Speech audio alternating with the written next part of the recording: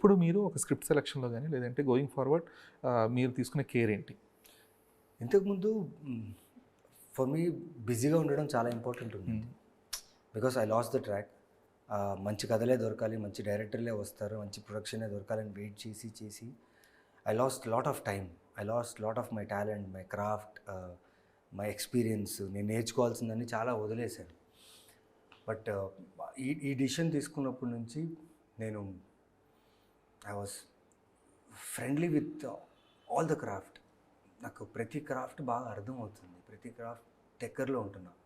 And main thing ఒకటి నేను analyse చేసింది ఏంటంటే, కథ వినే దగ్గర డోంట్ డూ మల్టీ టాస్కింగ్. ఇంతకుముందు అంటే షూటింగ్ స్పాట్లో ఉన్నప్పుడు లంచ్ బ్రేక్లో వచ్చేయండి వినేద్దాం, ఓకే, లేదా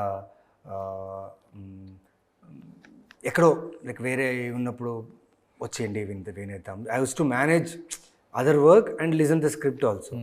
ఇప్పుడు ఏం చేస్తున్నావు అంటే, if I'm working for any other thing I will not listen script.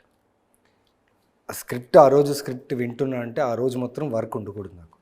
Script విన్న తర్వాత కూడా నాకు వేరే వర్క్ ఉండకూడదు. అది బికాస్ నేను కథ వినే ముందు ఒక స్టేట్ ఆఫ్ మైండ్లో ఉంటా. కథ విన్న తర్వాత ఇది నేను చేయాలని ఫిక్స్ అయిపోతే, చేయాలని ఎందుకు ఫిక్స్ అయ్యా అనేది నేను రాత్రి దాకా ఆలోచిస్తాను.